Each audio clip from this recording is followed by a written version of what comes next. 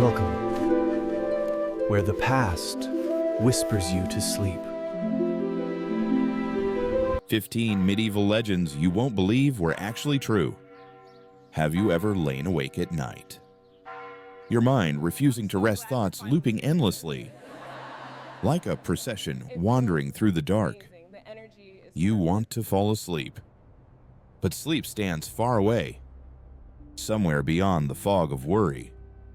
And maybe on nights like this, what you need isn't silence, but a gentle voice, slow, steady, and warm. One that leads your thoughts away from the noise of today. Tonight, let me tell you 15 medieval legends. Stories you might think were made up, and yet they truly happened. Not about kings, or wars, or crowns, but about ordinary people who lived and breathed in strange old worlds. People who believed in things too mysterious to explain, and through that belief, they left behind stories that never died. Imagine you're lying in bed now, the blanket resting softly across your chest. Your breath slows. The night wind brushes the roof outside, and the rain murmurs like the heartbeat of time. It all begins in a deserted square in 1518, where people danced until they collapsed, unable to stop, in a cellar where rats tangled their tails together, and villagers whispered of dark omens. By a healing well, on a bridge the devil was said to build, beneath a church wall where painted skeletons danced with the living. These aren't fairy tales. They're echoes of real nights that once breathed beneath the same moon. When we close our eyes, we don't just leave behind the day. We drift through centuries, into cold, candlelit rooms, where people still believed in miracles, spirits, and the thin line between fear and faith. You don't have to understand everything. Just let your thoughts float. With the candlelight, with the soft pulse of history. Sometimes, listening to the past is the gentlest way to heal the present. Take a deep breath. Unclench your shoulders. Let your hands grow still. All you need to do now is listen. This voice will guide you through 15 strange stories that once haunted Europe, but tonight, they are nothing more than whispers of warmth in your quiet room. Because here, nothing is frightening anymore. Only the past gently opening its door. The light grows dimmer. The sound drifts softer. Everything slows down. And when you're ready, close your eyes. Let the legends rest beside you tonight. Tonight, we tell stories of the Middle Ages not to fear, but to fall asleep peacefully. Tonight, I sit inside an old monastery, a place where time seems to have stopped breathing. Outside, the rain falls softly against ancient roof tiles, each drop echoing through the stone courtyard below, a rhythm that blends with the scent of damp wood and melting wax. The small oil lamp flickers on the desk before me, its glow trembling across yellowed pages of an ancient manuscript. Ink has bled into the paper, letters leaning slightly, as if still exhaling the breath of the one who wrote them centuries ago. I turn a page. The sound of old paper brushing together feels like wind slipping through forgotten corridors. Each word, each faded line, carries a memory, a trace of someone who once sat here, writing by candlelight, listening to the same rain, wondering about the same mysteries beyond reason. In this monastery, every sound is soft. The rain outside beats like the heart of the night. The scratching of a quill, the sigh of wind through stone windows, Together, they form a rhythm so slow, so distant, you can only hear it when you truly stop moving. My fingertips brush the edge of the parchment, feeling the fine dust of centuries cling to the skin. The air smells of ink, leather, and candle smoke. Sweet, deep, and old. Some words are faded, but still legible. Names, dates, fragments of strange events. These are not mere tales. They are memories disguised as myths. Records of things so unbelievable, yet somehow true. A woman who danced through the night in a fevered trance. A writhing knot of rats surviving the winter together. A bridge whispered to be built by the devil himself. A beaked mask gliding through plague-stricken streets. And small, glowing lights hovering above the swamps. Believed to be wandering souls. Centuries ago, these stories terrified those who heard them. Yet they also gave people something to believe in. Proof that life held mysteries too sacred to explain. Now, with time stretched thin and the world quieter, we can listen again, not with fear, but with calm curiosity. I set down my pen and smile softly. The flame before me flickers, then steadies, casting a golden shimmer across the wooden desk. Outside, the rain continues. Gentle, endless, patient. Tonight, we will journey through 10 medieval legends, dreams that once belonged to humankind, where the line between truth and illusion slowly dissolves, leaving behind only peace and a whisper that says, "Let your mind drift slowly, for the past is opening its door." Part 1, The Dance of Death. Strasbourg. Summer of 1518. Rain fell across the red rooftops, washing the dust from the streets. But it could not wash away the fever that had gripped the city. In the central square, where merchants once shouted and wheels rolled over cobblestones, dozens of people were dancing. Not joyfully, not with music or laughter, only the dull thump of a drum, heavy, unrelenting, beating like the heart of something wild and desperate. At the center of the crowd, a thin woman spun beneath the rain, her dress soaked, her hair clinging to her face. Her name, they said, was Frau Trophäa. No one knew why she began. One morning, in the heat of July, she stepped into the street and started to dance. No song, no festival, no reason. At first, the neighbors laughed. Then they grew quiet, then afraid, because she did not stop. Not that night, not the next. And soon, others began to join her. Rain mingled with sweat and tears. Feet slapped against stone, a sound like muffled pleading. Some tried to pull them away, but when touched, the dancers pushed back violently, as if led by an unseen force. Some said it was a curse. Others, a sickness of the soul.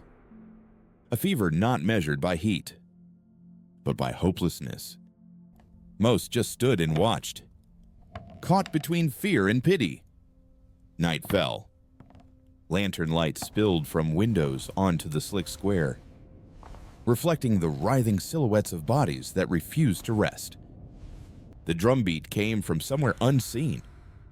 Slow, then fast, then slow again.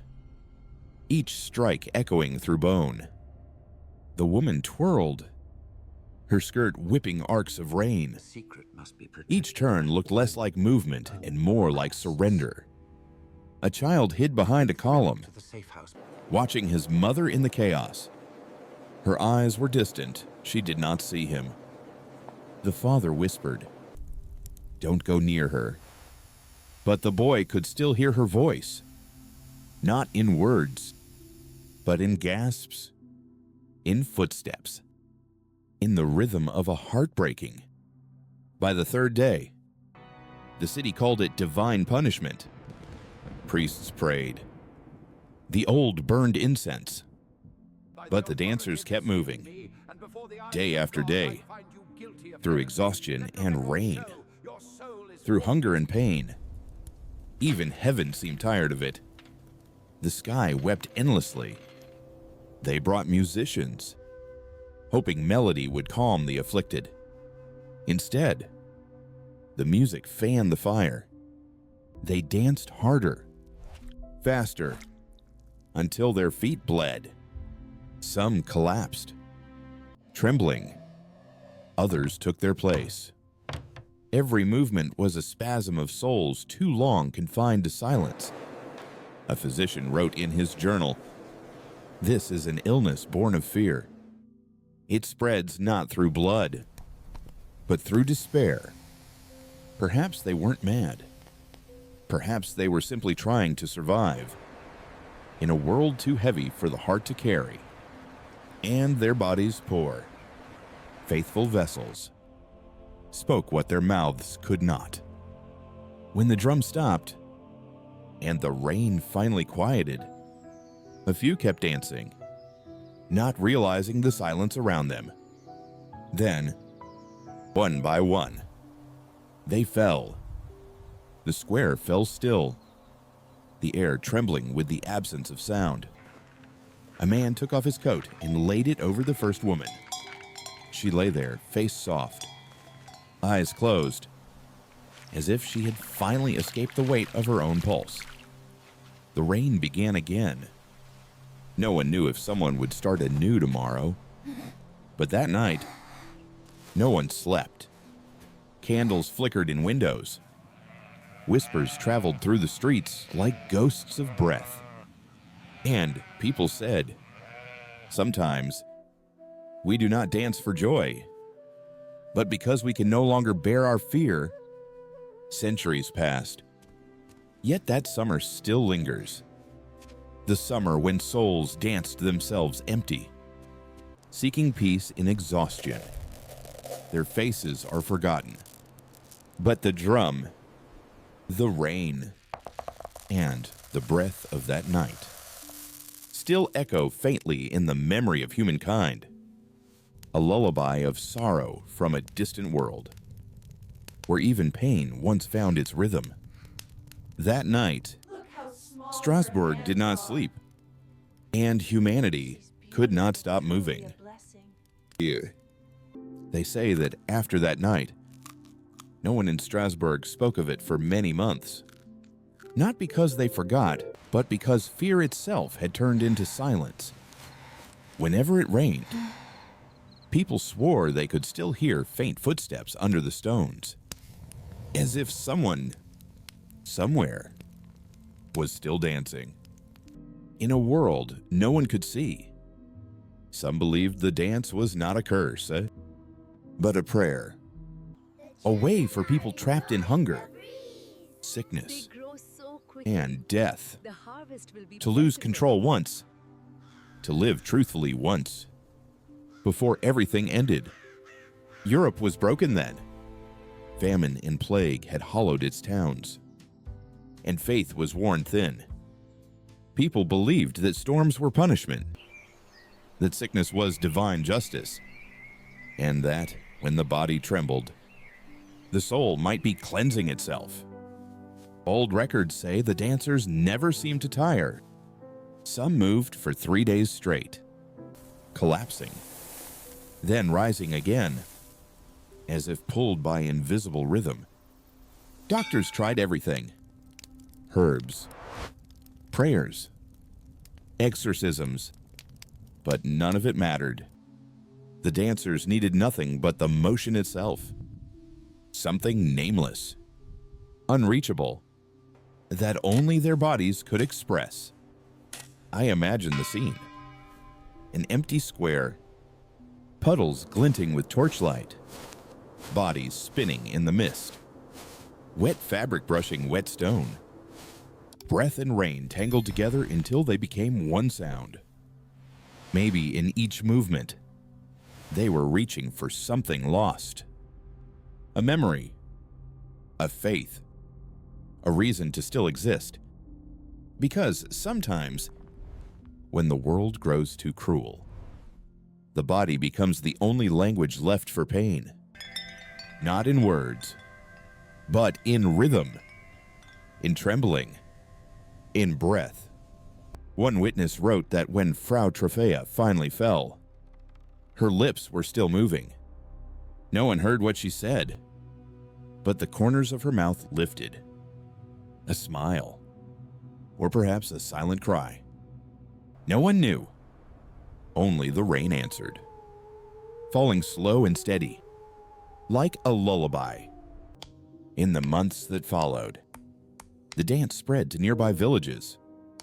Groups of men and women, caught by the same fever, moving together through the streets. No one understood why, but no one dared to judge anymore, because every heart carried the same quiet terror and the same hunger to feel alive, even just for a moment. Years later, the church built memorials, not as monuments of horror, but as gentle reminders that in one strange summer, humanity found rhythm even in despair, a rhythm of madness, but also of survival. If you listen closely, on rainy nights, when wind moves through narrow alleys, you might still hear it. The soft drum, the measured steps, the heartbeat of those who danced themselves into silence. Some say the dance never really ended. It only changed its form, hiding inside the modern world. Today, people no longer dance in the streets, but deep inside, we still do. In our work, our exhaustion, our endless movement, and sometimes, only when we are too tired to continue, we stop and realize that the dance has always been there. The night of Strasbourg, 1518, was never just a story of the past. It is a reflection of us, of all who move through life too quickly to rest, too afraid of stillness to breathe. And as you lie here, listening to the rain outside your window, know this: there were once people who could not sleep. Just like you, they released their fear through motion, while you can release yours through stillness. All you have to do is breathe, because some kinds of madness are simply the body's way of surviving sorrow, and some dances exist only to remind us that we are still alive. Perhaps in every tremor, every exhausted step, they found the one thing they had always been searching for: peace. Part 2, The Rat King and the Tangled Straw. Beneath a small bakery in southern Germany, in the 17th century, there was a damp cellar where time seemed to hang in the air like mist. The baker descended the creaking wooden stairs, a small oil lamp trembling in his hand. For days, he had been chasing a strange smell, a mix of rot, smoke, and something he couldn't name. When he reached the corner of the cellar, where straw was piled high, he crouched down and froze. There, half buried in the straw, was something he would never forget. A mass of rats, their tails knotted together so tightly that they had become one single shape. Some were dead, stiff as roots. Others still twitched faintly, tiny bodies shivering with the last rhythm of life. He stepped back, The lamp quivered, throwing a trembling glow over dozens of small, gleaming eyes. The first thing that came to him was not disgust, but fear. A raw, ancient fear, as if he had stumbled upon something forbidden. Rattenkönig, the Red King. The people of his land said such things were omens, heralds of plague, of hunger, of death. But as the baker looked closer, he saw no omen, only desperation. He leaned down, the flicker of the lamp revealing the twisted pattern of tails and limbs, woven together like rope. They had fused through dirt and time, the knot so complete that none could move freely anymore. Yet still, they pressed together, breathing, trembling, trying, somehow, to stay warm.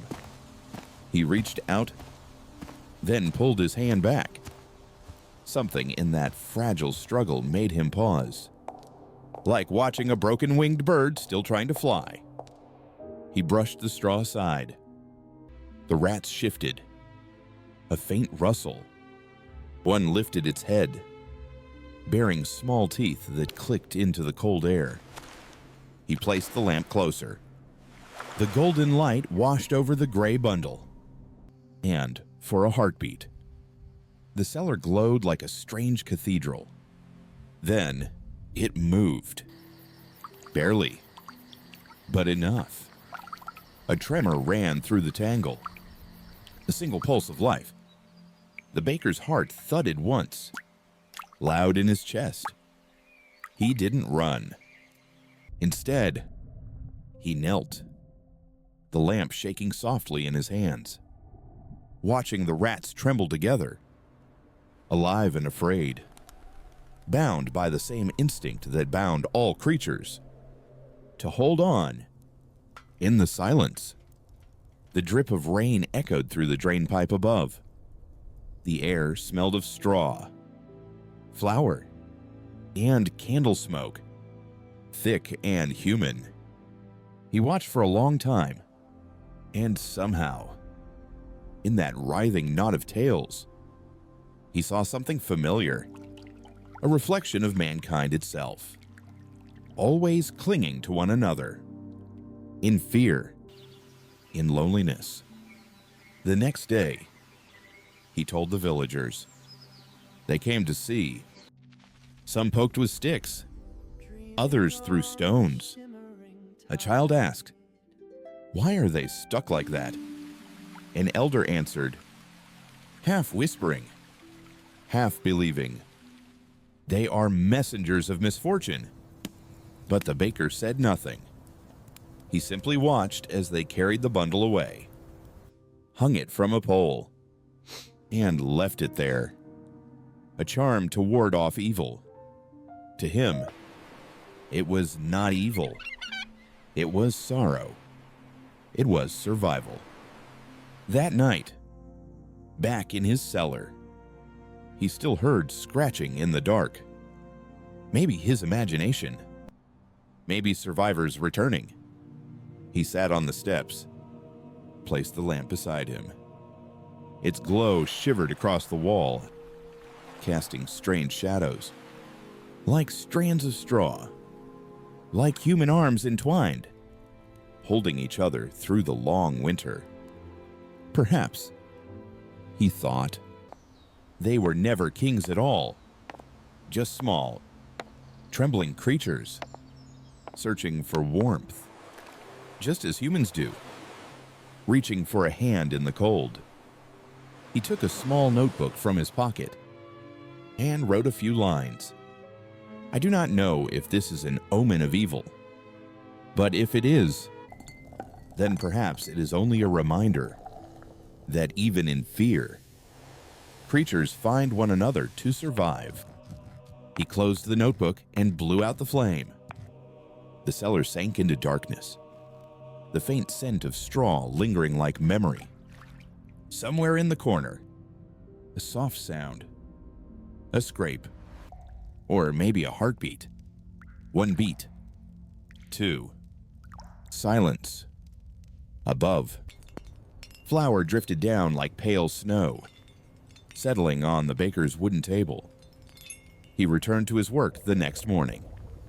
Flour, yeast, warm water. The loaves rose, golden and soft, filling the house with the smell of comfort, the kind of warmth that makes people forget their fears. Years later, when he was old, he still remembered that night. The flicker of the lamp on the knot of fur, the way disgust had melted into pity, and how, in that dim cellar, he had felt a strange tenderness for small lives clinging together against the cold. Humans and animals, he whispered once, are not so different. When we are afraid, we all just want someone to hold, to know we are still alive. Years later, people still spoke of that night in the bakery. The night the baker found the Rat King tangled in the straw. The story drifted from village to village, each retelling adding something new. Some said he had seen ghosts. Others claimed the rats whispered to him, "Do not pull us apart." But for him, it was never a horror story. It was simply a memory damp, dim, and strangely peaceful. After that winter, his bakery stayed warm with fire each morning. People lined up for bread, the scent of flour and crust filling the narrow street. No one mentioned the Rat King anymore. Yet sometimes, when the rain touched the roof, he could hear faint scratching in the walls, as if those small creatures still lingered, keeping the house from ever feeling truly empty. One night, when a snowstorm swept through, the old baker sat alone by the hearth.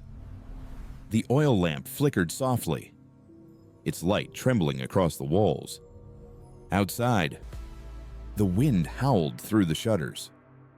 And above, he heard soft pattering, tiny feet moving across the roof. He looked at the fire and smiled. He was no longer afraid.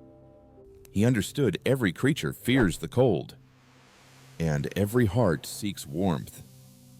They were only doing what humans have always done, searching for light, just to stay alive. In his worn notebook, he wrote with shaking hands, "People hate rats because they take what we guard, but they only want to survive in our world. We fear the dark. They fear the light. Both are afraid of being alone." One spring morning, a group of naturalists came to the village. Men with notebooks, boxes, and curious eyes. They had heard of the Rat King and wanted to see the place themselves. They asked the baker about that night, about the smell, the straw, the flicker of his lamp, about the first feeling that came to him when he saw it. He said only this, "I saw them not as monsters, but as a mirror." The men laughed softly, thinking age had blurred his mind. But there was no madness in his tone, only a quiet acceptance, the kind that comes when one has lived long enough to know that fear is just another shape of compassion. The scientists left. The baker stayed, with his loaves, his quiet cellar, and the soft sounds of life returning to the dark. One night, the moon fell through the window, casting pale light across the floor. He saw his shadow stretch across the room, and beside it, a smaller one, quick and round, a rat. He didn't move, didn't chase it, just nodded, and the creature paused, then slipped away behind the wall. That small exchange warmed him more than the fire. Maybe life still pulsed down there in the cellar. Quiet and unseen, but steady. Time passed. When he died, people found his notebook. In it, a faded entry read, "If one lives long enough, one learns that the things most frightening are born from loneliness, and when afraid, every creature seeks another, not out of love, but out of a simple need to say, 'Do not leave me alone.'" On the last page was a small drawing, a circle of 12 rats, tails bound together in a ring, sketched in brown ink and candle soot. No name, no date, only a single line beneath it: "We are the same." They kept the notebook in the bakery's wooden cabinet, beside flour that smelled faintly of smoke and thyme. No one ever saw another Rat King again, but the story of the old baker and the tangled fur became part of the village itself, told on winter nights, between loaves and laughter, beneath the hum of candlelight. And when the story reached its end, the storyteller always lowered their voice, soft, slow, almost like a lullaby. Even in fear, creatures find one another to survive. So if tonight your heart feels empty, remember, no one is ever truly alone, whether man or mouse. We are all just reaching out in the dark. The voice would fall silent then, leaving a stillness that felt alive. In that stillness, listeners could hear the wind outside the door, and sometimes faint tapping, as if something small was gently confirming the truth that the story still lived in old houses, in the dust of flour, and in the quiet fears that every human carries, unnamed. If you hear a tapping in your wall tonight, don't be afraid. Perhaps it's just small lives, searching for warmth, like us, still reaching out, not to be alone. Part 3, The Holy Well of Miracles. In the far lands of Wales, among moss-covered hills and silver mist, there lies an ancient well known as Saint Winfried's Well. The people believe its waters can heal any wound of the body or of the soul. Legend says that long ago, a young maiden was struck down for her faith, and from the place where her head fell, a spring burst forth clear as glass, glowing like a miracle. Since then, they have called it the Water of Grace. It is an autumn morning. Fog curls around the valley, thick and tender. Stone paths glisten with rain, and fallen leaves cling to the soles of quiet pilgrims. They walk slowly, holding candles or small garlands. No one speaks loudly. No one laughs. Only the sound of footsteps, fabric brushing, and breaths that fade into mist. Each carries something unspoken, a grief, a wish, or simply a name. An old woman with silver hair walks first, thin and slow, a worn handkerchief folded in her palm. She stops before the well, its surface still as glass, reflecting drifting clouds above. Light filters through the mist, and the water glows faintly, as if it contains a sky of its own. The woman bends down, her trembling fingers brushing the cold surface. For a moment, her reflection appears between the light and shadow, and then her voice, soft and cracked, whispers, "William," a name of someone long gone. Just one word, then silence. Her hand lingers in the water, as if she could touch a soul that no longer has form.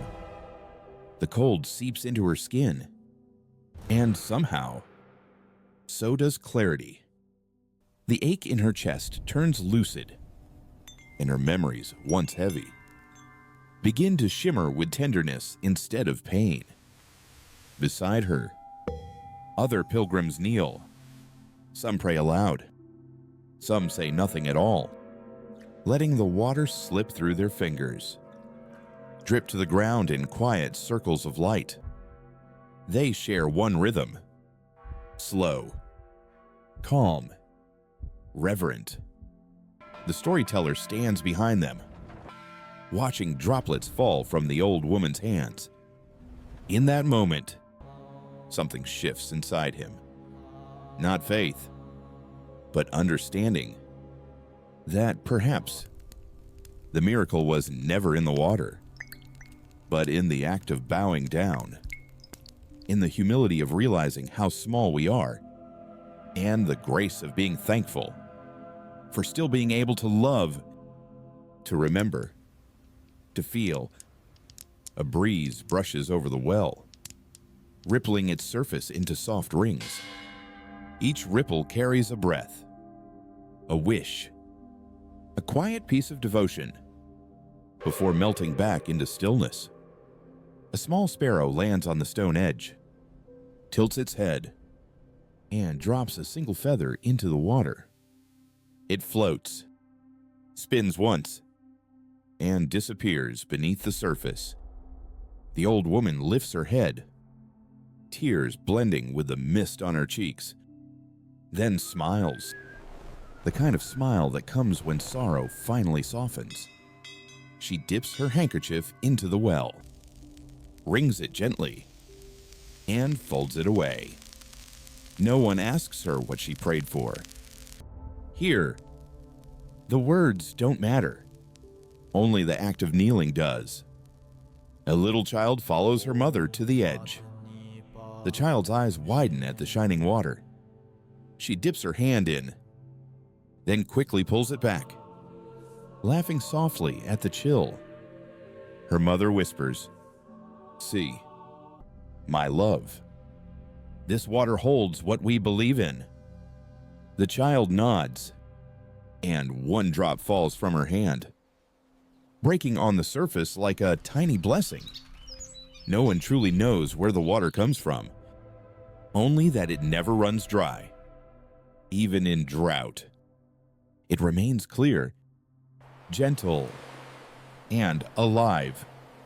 Some say it flows from deep beneath the earth, from a place where the divine still breathes.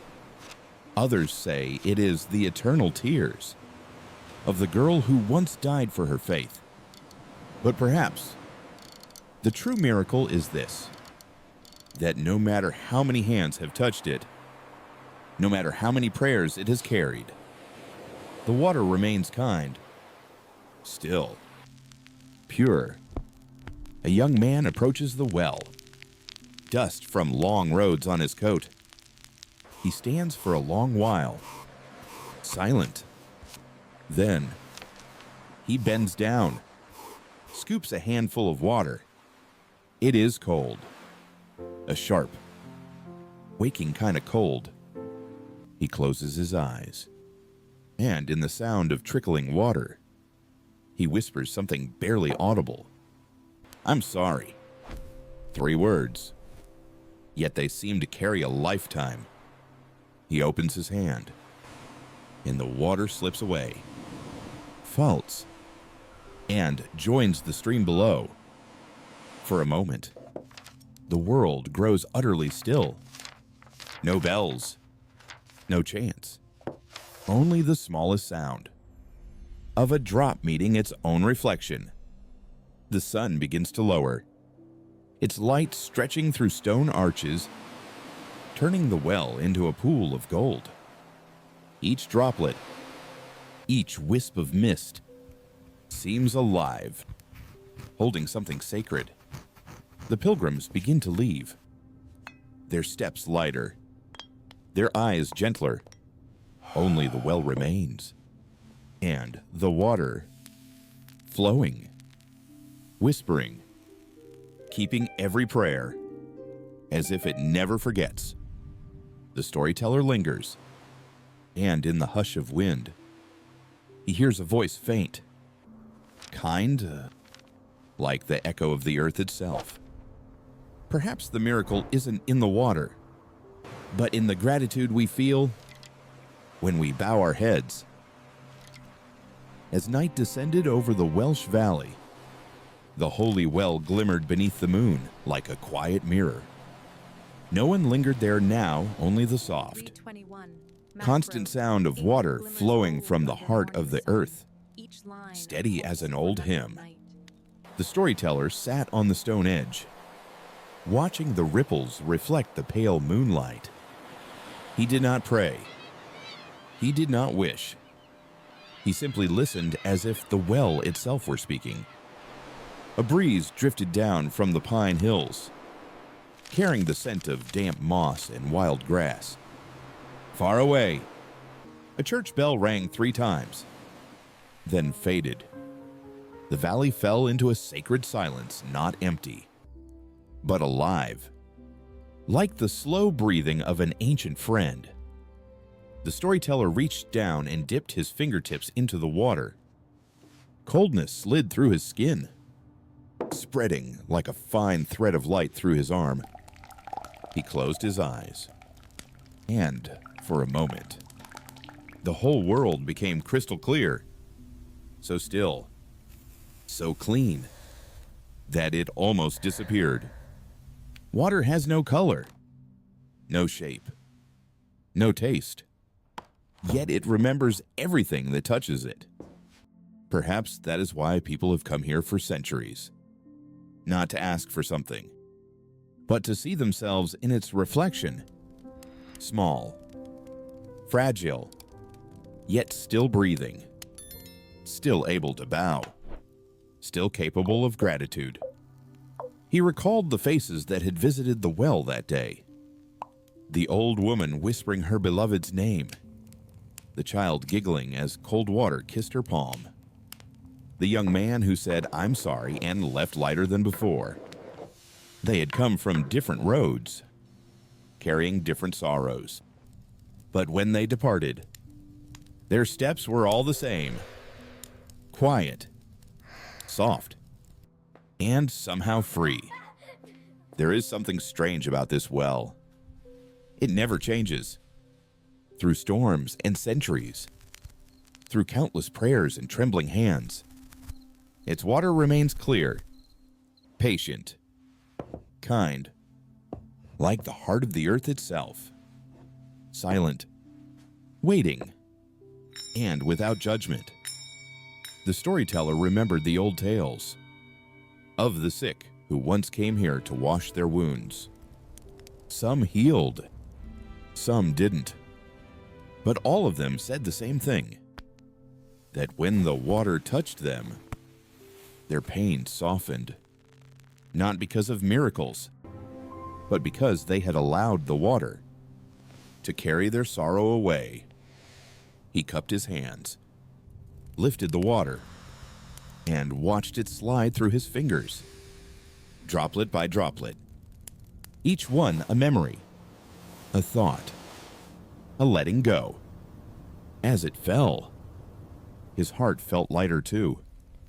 Then came footsteps, a young monk in a brown robe, holding a candle. He nodded gently and sat beside the storyteller. Neither spoke for a while. They listened to the water, to the faint buzz of fireflies, to the scent of incense drifting from the chapel. Finally, the monk whispered, "People come here searching for miracles, but God never hid them in the water. He hid them inside their hearts. The well only reflects what is already there." The storyteller smiled and nodded. He understood. A miracle happens not when something changes, but when we finally stop, listen, and see the world as it has always been. Small gifts surrounding us quietly, On the surface of the well, the full moon shone so clearly that each ripple seemed etched in silver. The storyteller murmured, "If we leave our hands here long enough, we might see the faces of all who stood before us, their breath, their prayers, still flowing in this stream." The monk nodded. His voice was soft as the wind. No prayer ever disappears. It only changes form, into mist, into light, or into a feeling of peace in someone's heart. Night deepened. The valley was painted in blue and moonlight, its moss and stones glowing faintly. The storyteller inhaled, feeling the cool breath of water against his skin. And for the first time in a long while, his heart felt weightless, like a single leaf floating downstream. He thought of all the pilgrims, of all the unseen wounds people carried, and wondered, maybe every human being needs a holy well of their own. A place to bow, to release, to whisper "I'm sorry" or "thank you" to things they can no longer hold. Because sometimes healing doesn't come from miracles. It comes from the moment we allow ourselves to be tender, to sit beside the water, and let it speak the words we cannot. The wind stirred again. Tiny ripples shimmered across the surface, and in their soft trembling, he saw the moon pulse, as if the heart of the world were still beating slowly, kindly, still believing in us. The monk rose, bowed, and walked toward the chapel, leaving the storyteller alone with the well. He looked down once more. His reflection stared back, old, worn, but with eyes brighter than before. "Perhaps," he whispered, "the miracle isn't in the water, but in the gratitude that makes us bow." He stood and walked away through the silver light, leaving behind the sound of flowing water, the gentlest sound in the world, like a lullaby that never ends. Part 4, The Bridge of the Wise. In the northern hills of Wales, where the green slopes tumble into deep, misty valleys, there stands an ancient stone bridge the locals call Devil's Bridge. It arches across a narrow gorge where the River Radel glides through rock, whispering its endless song. 3 bridges now stand layered upon each other, built through centuries, like 3 generations of the same soul. But the villagers say the very first bridge was not built by human hands. Long ago, they tell, there lived an old woman alone on the mountain's side, keeping only a few sheep for company. One morning after a storm, she discovered that one of her sheep had wandered across to the other side, across the gorge, where no path existed. The stream below roared wild, the rocks slick with rain, the wind sharp and cold. She called out for hours, but the sheep only bleated helplessly from the opposite cliff. As dusk fell and mist rolled thick across the valley, a voice rose from below, deep, smooth, and strange. "I can help you cross." From the fog emerged a tall shadow, its eyes glowing like embers beneath the rocks. The old woman trembled. She knew at once who it was, the devil. But the devil smiled, his voice soft as honey. "I'll build you a bridge over this gorge before sunrise. It will be done. All I ask in return is the soul of the first to cross it." The woman stood silent. She looked at the chasm, at her lost sheep, at her cracked, weary hands. No one in the village could build such a bridge. And if she refused, she'd lose her sheep forever. At last, she nodded. The devil bowed and vanished into the mist. That night, the wind howled through the mountains, and villagers said they heard hammering, stone clashing against stone, and laughter echoing through the dark. When dawn came, the bridge was there perfect, solid, shining wet with dew. An arch of stone stretched across the gorge, its reflection rippling in the golden water below. The old woman gasped at its beauty, but then she remembered. The bargain. And on the far side of the bridge stood the devil, waiting. "Keep your word," he said, his voice rumbling like thunder through the valley. "Who will be the first to cross?" The old woman said nothing. She glanced down at the little goat grazing nearby, its dark eyes innocent, unaware of the deal between heaven and hell. She bent down, picked up a crust of bread, and tossed it across the bridge. The goat lifted its head, bleated, and trotted forward. Its tiny hooves clicked on the stone's tap. Tap. Tap. The devil grinned, spreading his arms wide. But when the creature reached the other side, he froze. The wind picked up, swirling mist around them, and the old woman laughed quietly. Sweetly, "You said the first soul to cross," she said. "You never said it had to be human." The devil roared. His cry shook the stones. The river below boiled, and smoke rose like fire in the wind. But a bargain was a bargain. He could not take it back. And with one final roar, he vanished, leaving only a shadow curling into the clouds. The old woman stepped onto the bridge, her slow steps echoing like the heartbeat of the mountain.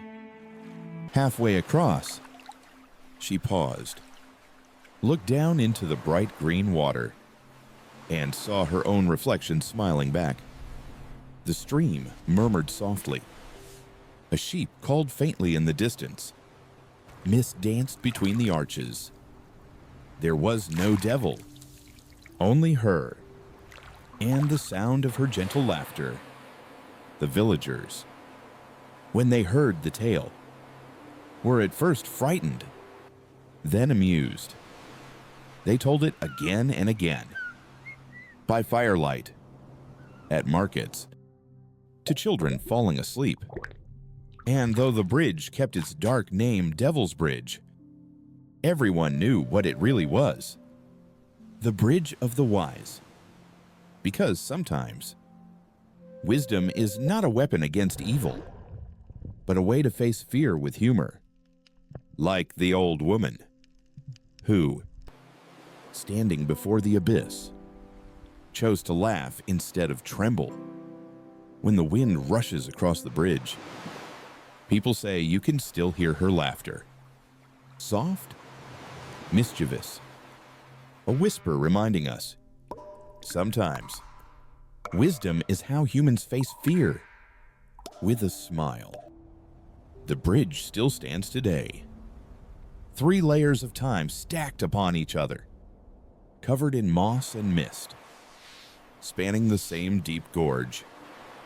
Travelers stop to gaze into the rushing water, and often they too smile, not because they fully understand the story, but because they feel something purely human in it: the quiet courage of a kind, clever soul who once tricked the devil, not out of malice, but with warmth, wit, and a gentle laugh. And if one misty night you walk across this bridge, listen closely. Between the water and the wind, you might just hear a distant laugh, the laugh of an old woman who once outwitted the devil with nothing but kindness. Years passed after the old woman's death, Yet the story of the Devil's Bridge lived on, carried by the wind that drifts through the Radel Valley each dusk. Whenever the fog crept over the cliffs, villagers would look up at the stone arch, half hidden in mist, and retell the legend in hushed voices, as if whispering a lullaby to the night. Children grew up with the tale. They played near the bridge, tossing pebbles into the rushing stream below, imagining the devil himself still lurking somewhere in the shadows. But the adults only smiled, for they knew that if the devil had ever existed, he must have learned something about humankind that day, that not all battles are won by strength. And sometimes, gentleness and cleverness are the same thing as freedom. One evening, as the sun dipped low, the storyteller walked along the rocky path. Fog rose from the gorge like white smoke, and the sound of water echoed softly through the stones. Above him, the bridge arched high, draped in moss and age. He placed a hand on the cold stone, imagining that long ago night when the devil built it, a night of hammering and fear, of bargains and thunder. But what endured through the centuries wasn't fear. It was laughter, the laughter of a woman who refused to let darkness take her soul. Perhaps, he thought, a smile is the only spell that keeps us free from the dark.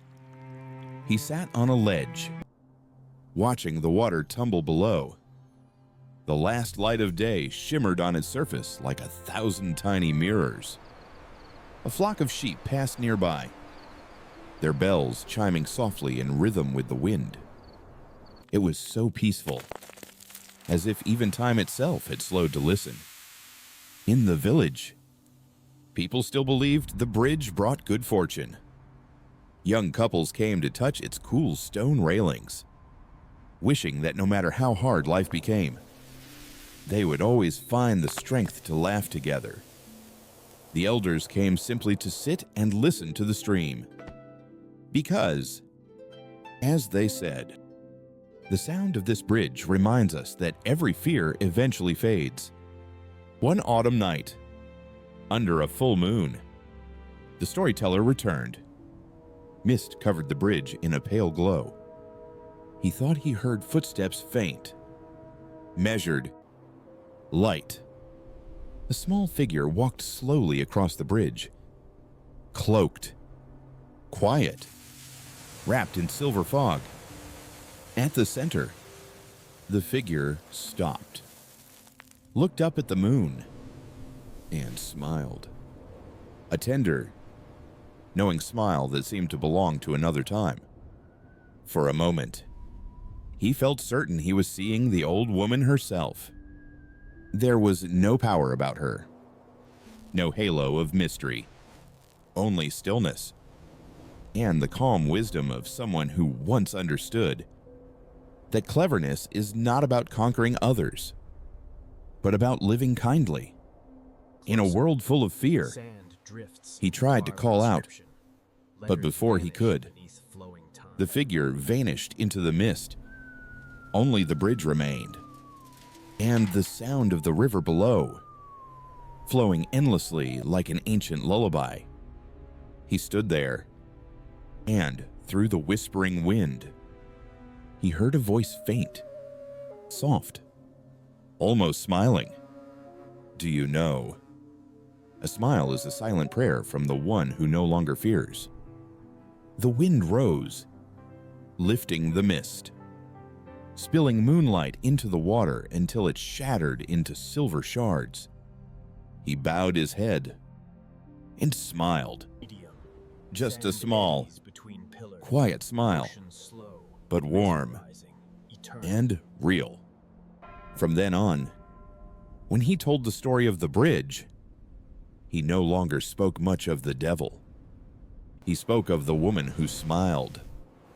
He said that perhaps within each of us, there lies such a bridge, the place where we meet our own fear, our own darkness, And all we need is a little wit, a little humor, to cross without losing ourselves. Sometimes, he would say, a smile doesn't change the world, but it changes the one who trembles inside it. Below the bridge, the stream continued its journey, carrying moonlight, carrying time, and perhaps even the quiet stories of humankind. Stories of fear, of courage, of those moments when we were fragile yet still remembered how to smile. The storyteller knelt, cupped a handful of water, and let it slip through his fingers. Cold, clear, ancient, Silence immense. he whispered softly, Thick as velvet, almost to himself. plains. The Devil's Bridge, or the Bridge of the Wise, they are one and the same. For in the end, every bridge is built on faith. The faith that we can cross the dark. The night wind turned warm.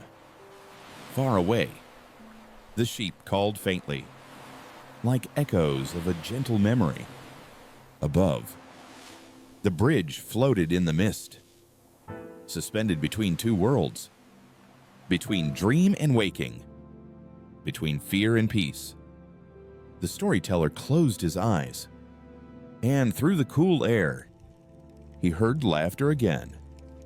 Light, thin, but full of life, as if the old woman still stood there, watching humanity through the ages and smiling quietly. Don't be afraid. The devil is only strong when you forget how to laugh. Part 5, the painting of dancing bones.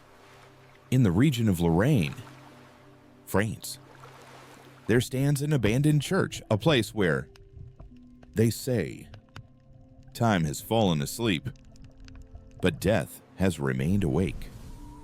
Its walls are damp with moss, the roof half collapsed, and its stained glass windows shattered long ago by the wind. When dusk falls, the last rays of sunlight slip through the cracks and touch the wall behind the altar. The wall that holds a strange, haunting fresco, La Danse Macabre, the Dance of Death. The storyteller, a wandering traveler, arrived there on a gray, cold afternoon. The rain fell like silver dust, and when he pushed open the rotting wooden door, the smell of mold and forgotten prayers filled the air. The scent of time, of dust, of old souls. Inside, there was only the wind whispering through broken windows, and a few stubby candles still burning on the stone altar, trembling in the chill. He walked slowly toward the back wall, where faded shapes lingered beneath layers of dust and years. But as the candlelight flickered across the surface, he saw them, a procession of figures, both human and skeletal, hand in hand, spinning in a circle. Knights in armor, kings with crowns, a monk holding a cross, a lady in a silken gown, and between them bones, thin and pale, grinning gently as they danced together. He brushed away the dust with his sleeve, and the lines emerged clearer, delicate, deliberate, still alive. A woman was holding hands with the skeleton of a soldier, her eyes half closed, her lips curved slightly, as though she could still hear the music no one else could. A child clutched the hand of death and smiled. A king bowed before a figure with a scythe, and even a priest was painted praying beside a skeleton, their heads bowed in the same rhythm. The storyteller stood motionless in the cold, damp air. He could hear his own heartbeat slow, in sync with the murmur of wind through the church. And in that quiet, he felt something unexpected. Not fear, but understanding. death, in this painting, was not an enemy. It was a companion, the final note in the symphony of life. He lit another candle. The flame wavered, casting a trembling glow on the mural. And then it happened. The painting began to move. The light danced, and the shadows made the figures sway. Bones gleamed. Hands lifted. Skirts twirled. The dance was alive again. Even the empty eyes of death seemed to shimmer, not with malice, but with something like tenderness. For a moment, he felt as if he too was part of the circle, as if his pulse was joining their rhythm. Music stirred in his mind, notes made not of sound, but of silence and breath. A melody of acceptance, a hymn of peace. He remembered an old French phrase, "Memento mori," remember that you will die. But now, he understood it differently. The painting was not about fear, but about gratitude. Because when one remembers death, one learns to live, to love more gently, to breathe more deeply, to forgive more easily. He sat down on the cold floor, watching the candlelight shimmer across the cracked wall. The fractures looked like wrinkles on the face of time, and between them, the dancers, both bone and flesh, still held hands, still turned together, still smiling. It was a dance that would never end. Perhaps, he whispered, they did not paint death to frighten, but to teach us how to smile at it. A breeze swept through the church. The candle bent, its light flickering wildly, and the shadows of the dancers stretched and merged across the walls. A silent waltz of darkness and flame. The painting faded again into dimness, but their smiles remained. Soft, serene, like a lullaby for the living. The storyteller closed his notebook and placed the candle before the mural. He rose and stepped outside. The night sky had opened wide. Stars scattered like silver dust. The moon low and kind. The wind was cold. But inside, his heart was warm. At the doorway, he turned one last time, and through the broken frame, he saw the candle still burning, and the faint shapes of bones and people still dancing together. It no longer looked like death. It looked like forgiveness. He smiled, because in that dance between dust and flame, between flesh and bone, he saw the truth of being human, that even in decay, there is grace. Even in the end, there can be laughter. They did not paint death to fear it, but to remind us that life itself is a dance. After that night, the storyteller left the village of Lorraine, but the image of the skeletons holding hands and dancing with the living followed him everywhere he went.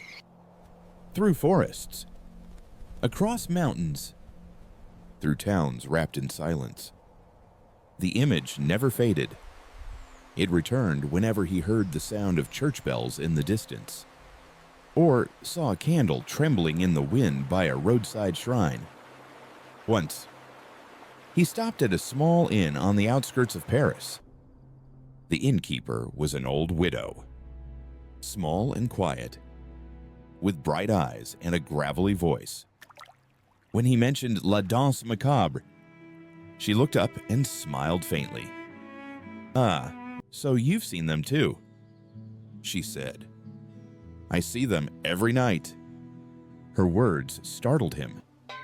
She poured a glass of wine, set it gently before him, and spoke in a slow, smoky tone, as if sharing a secret that had waited centuries to be told. People think death is the end, she said. But I think it's a waltz. We just change partners. From people to wind. From breath to silence. Her gaze drifted far away. And in that look, he saw the same calm tenderness he had seen in the painted faces of the mural in Lorraine. That night, the storyteller dreamed of the old church again. The candles were burning, the light flickering softly. But this time, there was no dust. The dancers, the living and the dead, still held hands. But they were no longer dancing. They were standing still, looking at him. One of them, perhaps a priest, stepped forward, raised his hand. And though no sound came, the storyteller felt the words echo inside his chest. Do not fear death. It is what teaches you to love life. When he awoke, his heart felt strangely light. On the wooden table, the candle had burned out, but a thin line of smoke still lingered in the air. The faint scent of a dream that hadn't yet gone. In the days that followed, he traveled on, passing through quiet European villages, and discovered that the dance of death was painted not only in Lorraine, but also in Switzerland, in Germany, in Italy. Everywhere people had once feared dying, yet in every place, the same gentle spirit lingered. None of the murals were cruel or grim. They were all full of grace. Hands reaching for hands. Light meeting shadow. Life embracing death. One rainy afternoon in Basel, he met an old painter sitting in a chapel, working patiently on a cracked wall. The painter dipped his brush in black ink, tracing fine, curved lines the shape of bones. The storyteller asked, "What are you painting?" The man smiled faintly without looking up. "I'm just finishing what they started. Those who painted before me, they're probably dancing somewhere in the wind by now." The storyteller sat beside him, watching the brush move, each stroke a whisper, as though time itself was speaking through the paint. And he realized something. Death was never the ending, it was a transition, a turn in the dance. Outside, rain drummed softly on the roof. Between the drops, the wind whistled through the stones, sounding almost like a violin echoing from a distant church. A slow, sorrowful melody, beautiful enough to hurt. And in that moment, he understood. Beauty and death were not opposites. They were two notes of the same silence. They didn't paint death to terrify, he thought, but to help us stop being afraid. To remind us that when we can look into the dark and still smile, we've already overcome it. When the painter finally put down his brush, he lifted his gaze and said softly, "You know, in this painting, everyone is invited to dance. Kings, soldiers, beggars, priests. Because before death, we are all the same. But that's what makes it beautiful. No one is left behind." The storyteller nodded slowly, and within him rose a feeling that was both sad and serene, like the last note of a song still trembling in the heart long after it ends. He left the chapel just as the rain stopped. The ground was wet, the air full of the scent of cold stone and earth. Far off, a slit of golden light broke through the clouds, and for a fleeting second, he imagined seeing the figures from the murals, still holding hands, still dancing slowly across the sky. They were not dancing out of fear, nor out of sorrow. but because it was the only way to say, "We are alive." The storyteller smiled. A few raindrops fell from the eaves onto his shoulder, cold and brief like moments passing. And through the quiet wind, he heard again the voice of the priest from his dream. "Do not fear death, for it is death that teaches you to love life." He closed his eyes, and in the gentle darkness that followed, he felt himself joining the dance, among the living, among the dead, among the stars. No sadness, no struggle, only rhythm. Slow, steady, peaceful. Perhaps every soul, once it stops fearing, learns how to dance and how to smile. Part 6, The Man with the Plague Mask. London, winter of 1665. The city had fallen silent, the kind of silence heavier than grief itself. Rainwater darkened the cobblestones, and the light from oil lamps shimmered through the fog like trembling stars. Behind shuttered doors, no laughter, no voices, only the rattle of cartwheels and the soft toll of the bell carried by the men who bore the dead. At the end of a narrow alley on Bow Lane, in a dim room lit by a single candle, a man sat at a wooden desk. On it lay a thick ledger, its corners curled, its pages smudged with ink, a quill pen, and a candle whose flame was almost gone.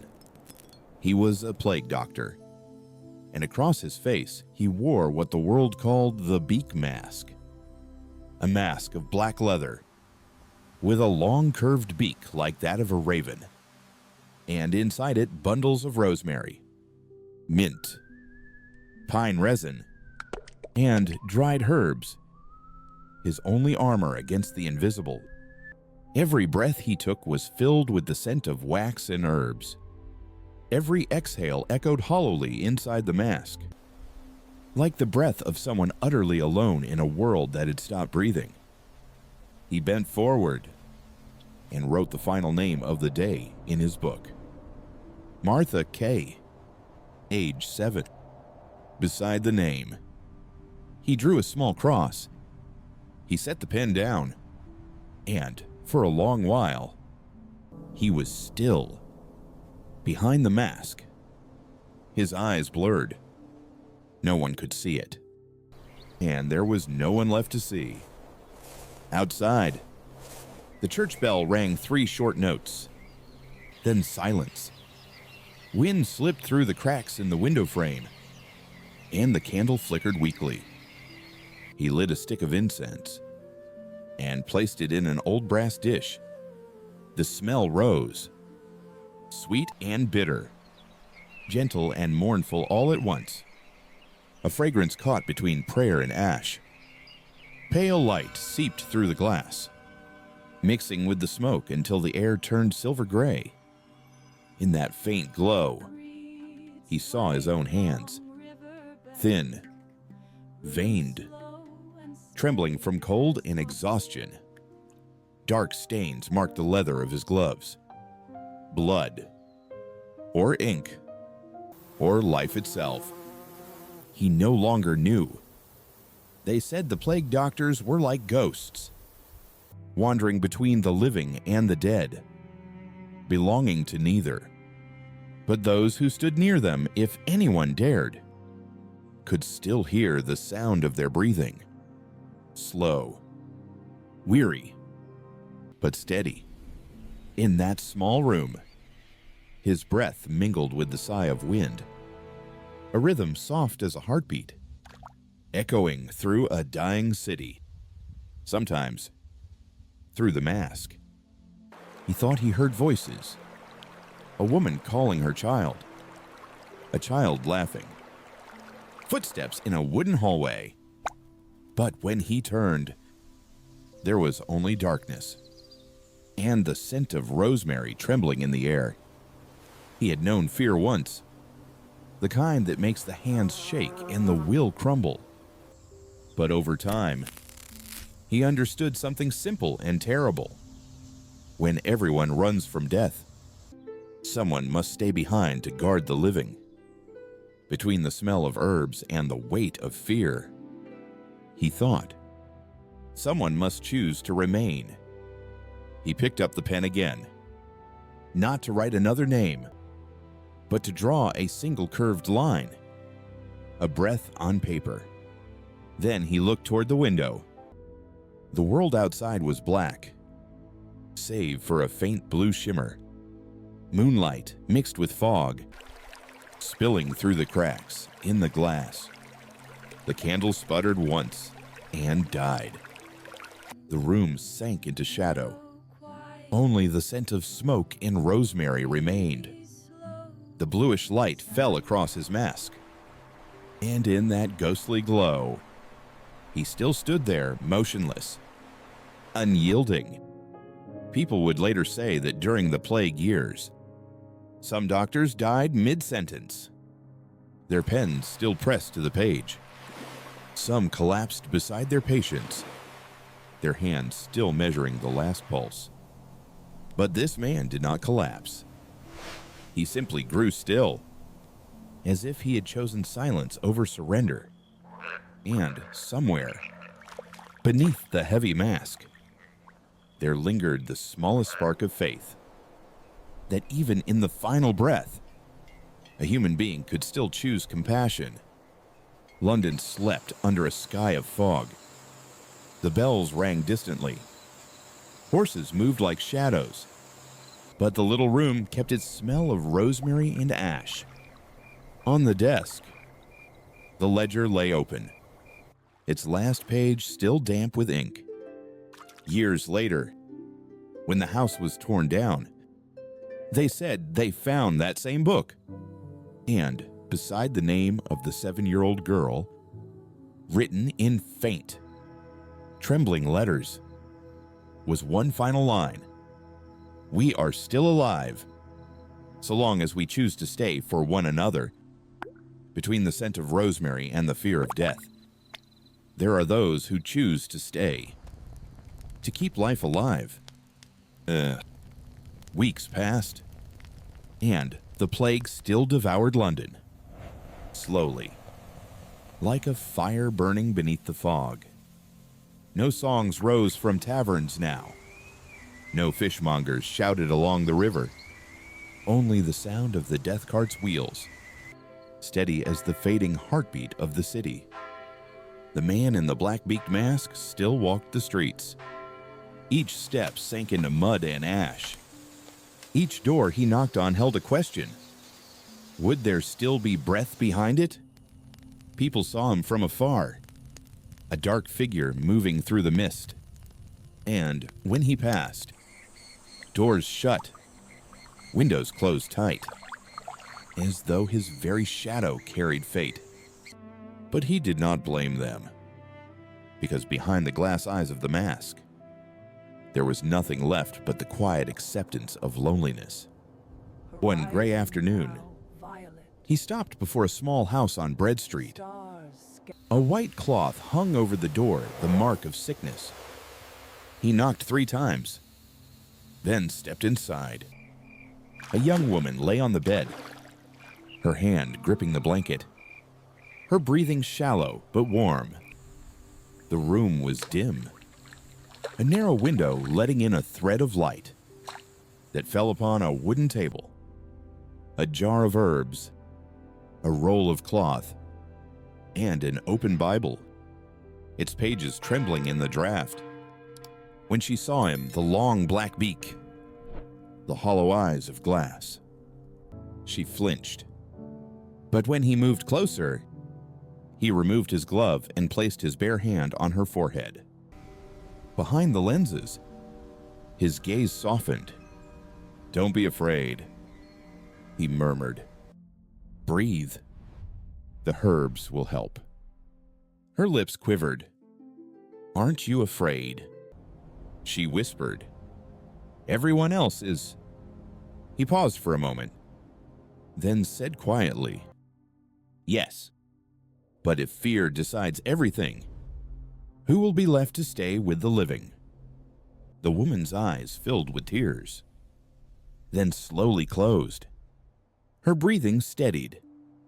Calm as sleep, he changed her bandages, wiped her brow, and stayed beside her until the tremor in her breath faded to peace. Then he left, silently. Before walking out, he placed a sprig of dried rosemary on her table, the only thing he carried from the Church of Saint Mary, a small sign of remembrance and resolve.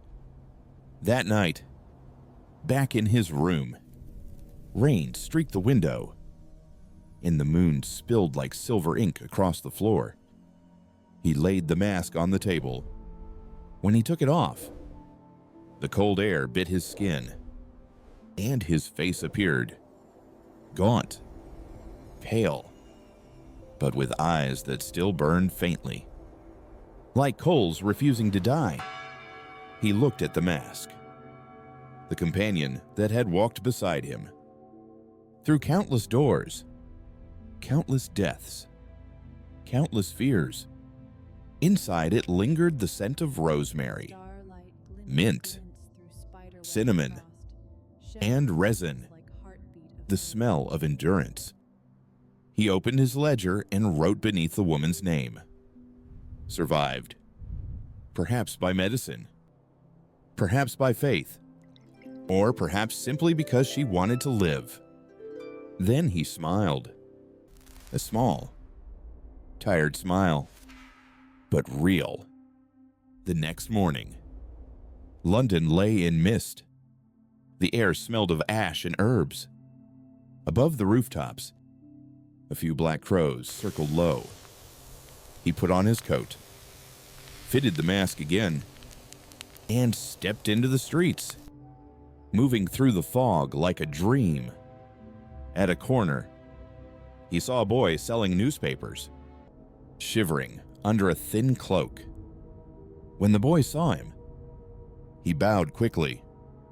The man stopped and asked, "You're not afraid of me?" The boy shook his head and smiled. "No, sir, you look like a raven. My mother said ravens don't steal souls. They guard them." The man stared for a moment, then reached into his pocket and handed the boy a small sprig of rosemary. "Keep it," he said. "Put it by your window. It will help you breathe easier." The boy's grin brightened the gray air, and for the first time in months, the man felt something flicker in his chest, a warmth like a forgotten memory, hope. That evening, he did not light the candle right away. He opened the window, letting the fog and the night wind drift in. Moonlight spilled across the table, touching the mask, its long black curve glinting like polished silver.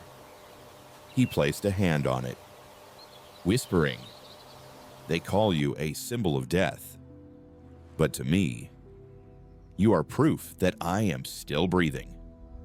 The wind stirred, and the faint scent of rosemary filled the air once more. In that small room, there were no voices, no movement, only the sound of breathing, slow and steady, the quietest and most stubborn sound in the world. And if anyone had passed by that house, peering through the window, they might have seen a figure standing in the moonlight, still cloaked in black, still wearing the long-beaked mask, motionless as stone. And yet, within that stillness, something was quietly alive. Hope. Between the scent of rosemary and the shadow of fear, the storyteller whispered, "There will always be someone who stays to keep the world breathing."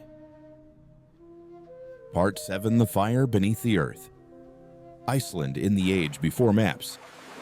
when the land still smoked and people called it the gate to hell. Across the frozen plains where snow met black volcanic rock, the ground split open in jagged scars, and steam poured upward like the breath of some giant sleeping beneath the world. The Old Ones believed that deep below lay the realm of the punished, or came through that land. His cloak was heavy with frost and ash, and on his back, a worn leather satchel. Inside, only dry bread, flint, and a small silver charm engraved with runes. He had walked for days, through fields of black sand and rivers of ice. To reach the place villagers whispered about in trembling tones. Helya's mouth, the mouth of hell.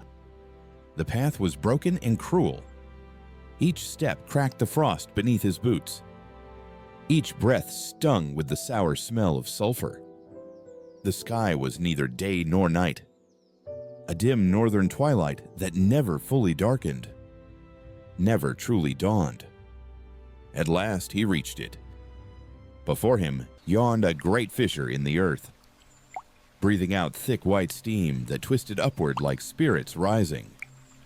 From within came a sound, a deep, bubbling growl, like the heart of the world whispering in its sleep.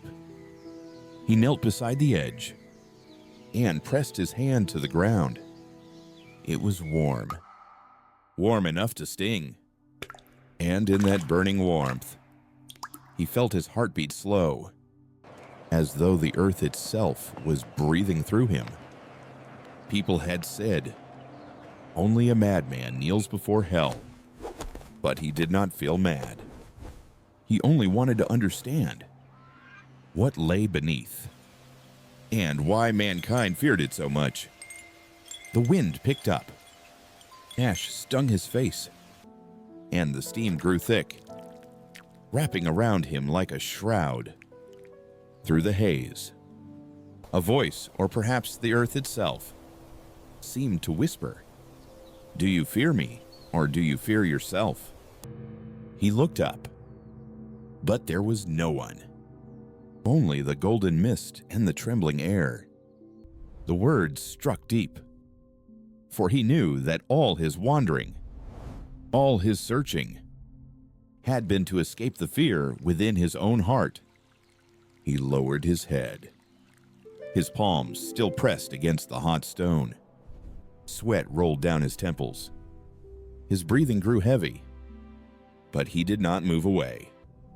Softly, he whispered, like a prayer, "If this is hell, then let me understand it, not fear it." A spark leapt from the fissure, then vanished. But a moment later, hundreds more flickered to life, tiny flames glowing like eyes in the dark. Watching him, the firelight danced on his face, and in its glow, he saw clearly. No demons, no tortured souls, only earth, steam, and the living pulse of creation. He laughed, a sound small and human, swallowed by the wind, because he understood now.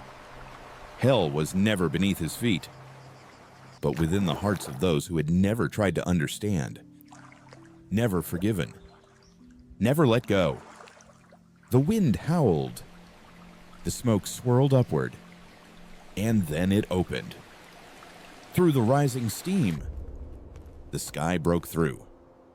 A vast golden light, spreading like metal just pulled from a forge. The traveler lifted his head. The light fell across his face, and in that moment, he was no longer a man searching for hell, but a man who had found heaven beneath the earth. He stood slowly, brushed the ash from his cloak, and turned toward the horizon. Each step still carried warmth from the ground, a living heat that pulsed through the soles of his feet, reminding him that life and fear often shared the same fire. When he was gone, Only the steam remained, curling gently upward before fading into wind. The earth still hissed and bubbled, but now its sound was softer, a lullaby for the one who had dared to listen. "There is no hell," the storyteller whispered, "except in the places mankind has not yet understood." The traveler kept walking across that steaming land, each step trembling in the air, as if he were walking across the skin of the living world itself. The heat pulsed upward from the ground, lifting swirls of ash that drifted like spirits through the mist. Beneath the haze, the earth split open in red veins, glowing faintly, like wounds that were slowly healing. In the distance, he saw white columns of steam rising straight into the sky, connecting earth and cloud with fragile threads of breath. The locals called this place Varir, the Field of Spirits. By day, it breathed smoke. By night, it glowed. Some said it was where souls were purified by fire and water before they turned into wind. He walked closer, where the ground quivered underfoot and steam hissed from tiny vents. The sound was constant bubbling, sighing, murmuring, like hundreds of voices whispering together. Voices of the old, the young. Prayers, regrets, a strange harmony of longing. And yet, the longer he listened, the more it began to sound like a lullaby.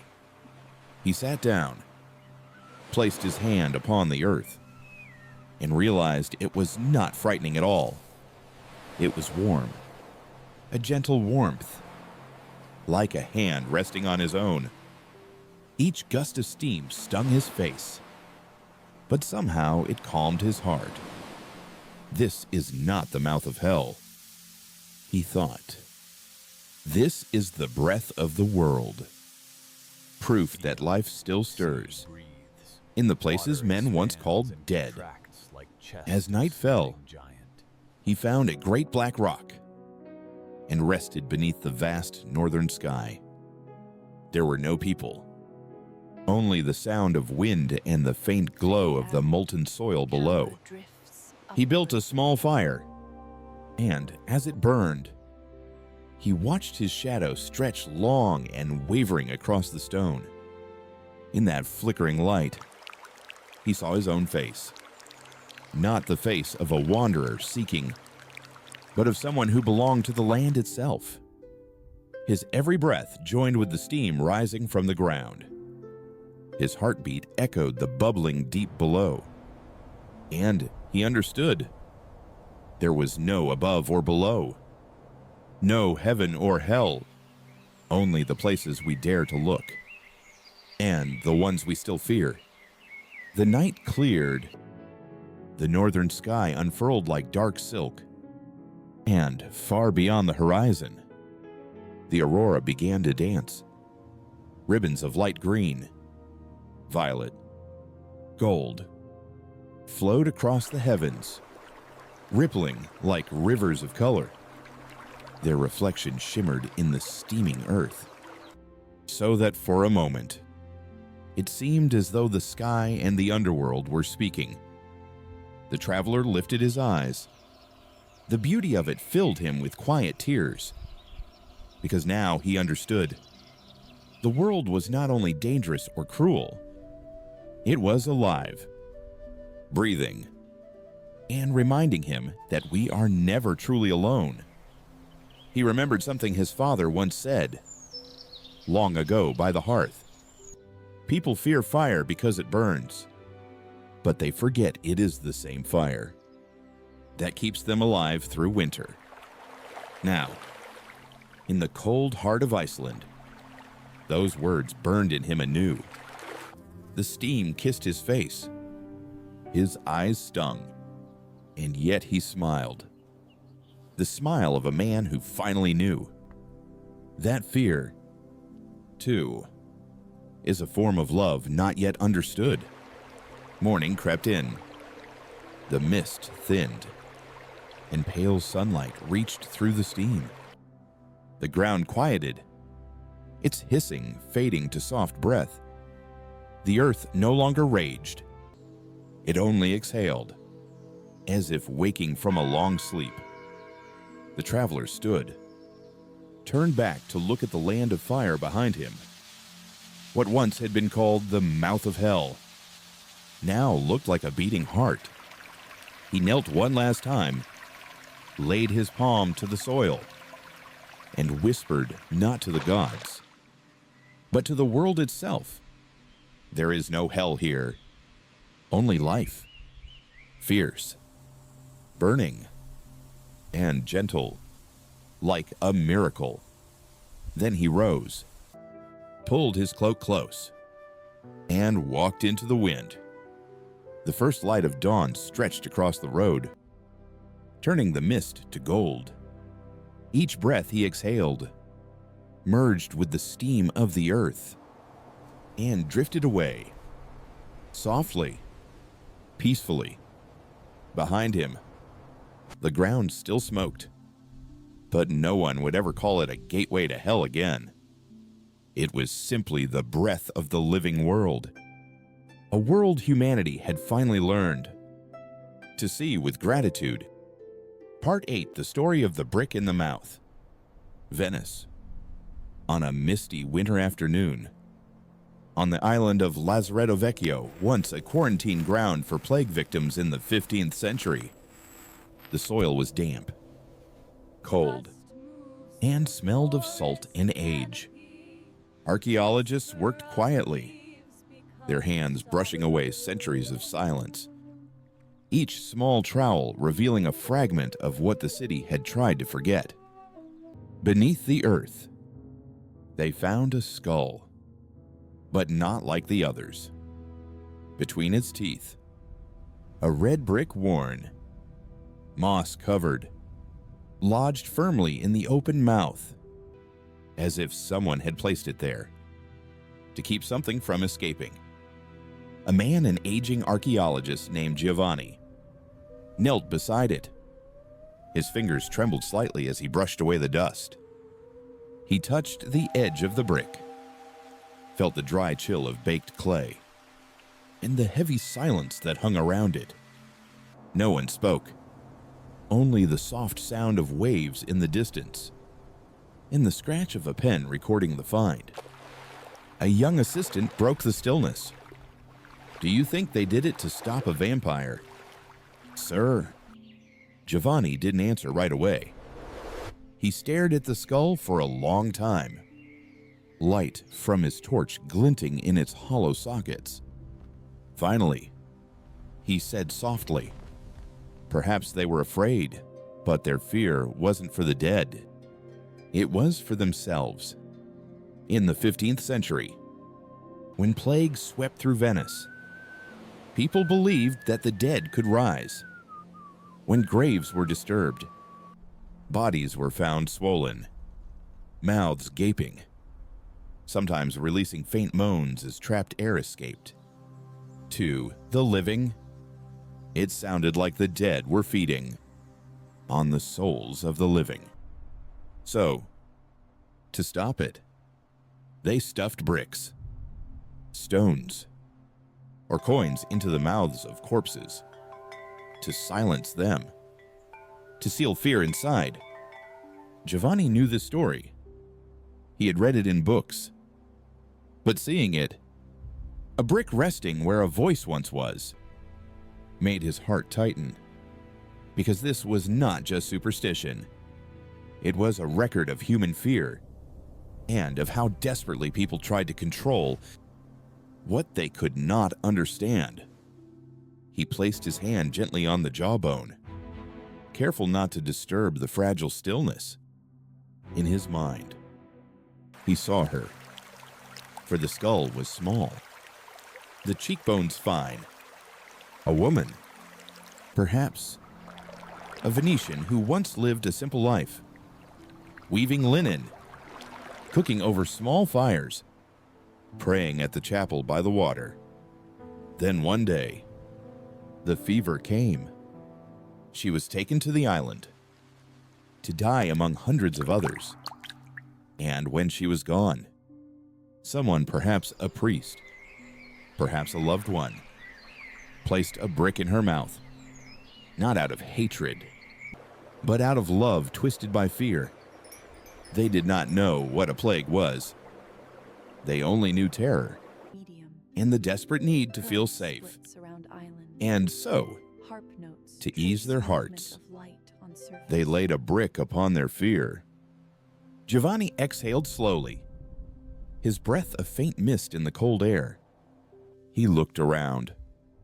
Lanterns flickered across the excavation site, casting long shadows over the open pits. The old city's wounds reopened to light. Venice beautiful, glittering.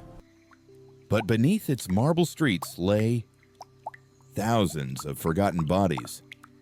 A gust of wind swept through, chilling the chamber.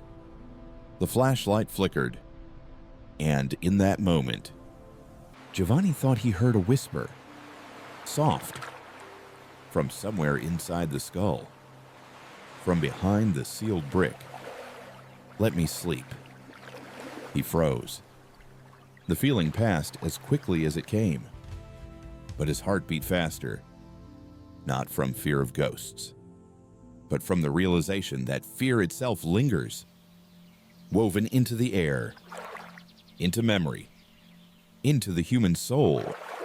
Carefully, he lifted the skull and placed it inside a wooden box lined with white cloth. Before closing it, he looked one last time, the golden light gleaming off the brick, before fading as he shut the lid. The click of wood echoed through the chamber. Then silence. Giovanni stood there, his hand resting on the box. In his mind, the whisper returned, not in words, but as a sigh that seemed to come from both past and present. Sometimes, to find peace, we place a brick upon our fear. Outside, the sun was setting. Droplets from the ceiling fell like slow rain, catching the faint orange light. The Adriatic murmured beyond the walls, its reflections gliding through the canals. Venice, once afraid, once burning, once sealed in fear, was now calm, floating on the quiet water, like a dream that had learned to rest.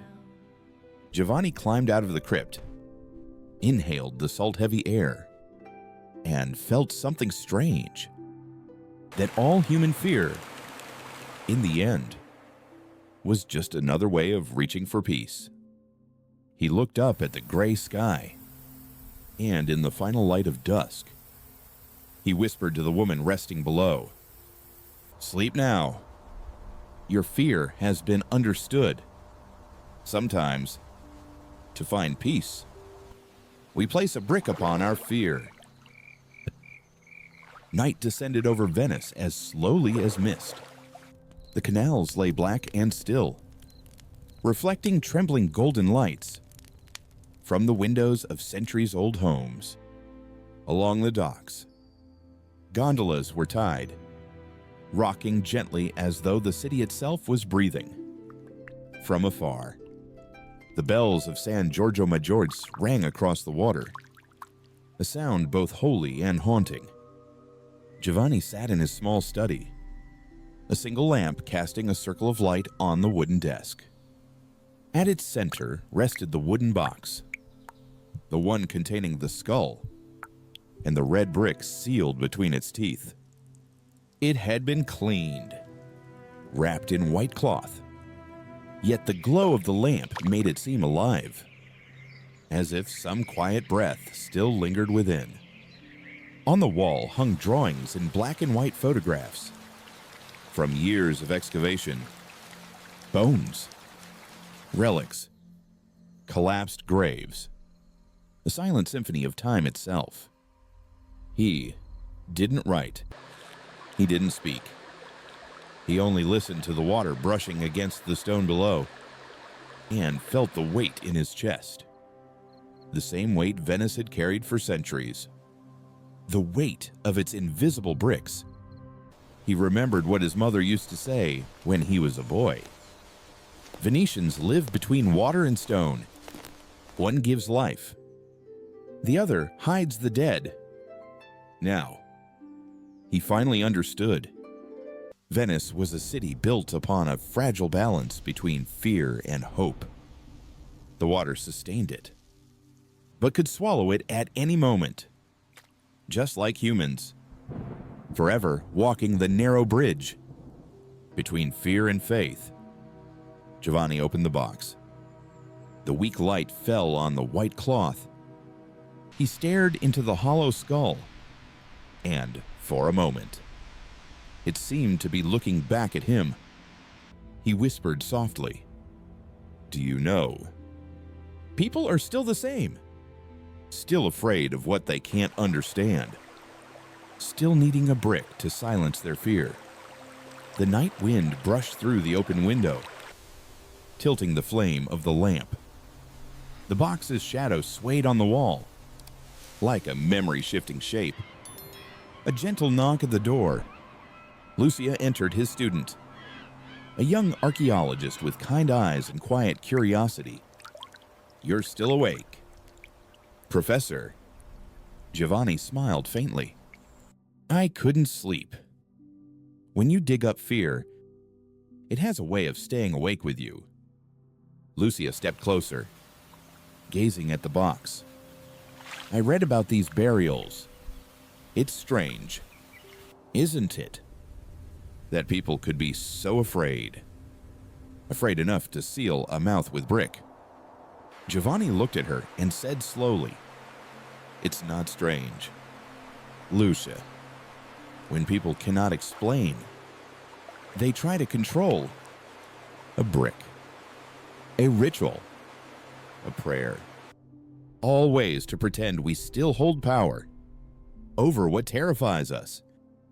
Lucia hesitated, then asked softly, "Do you think if they had understood more, they wouldn't have needed the brick?"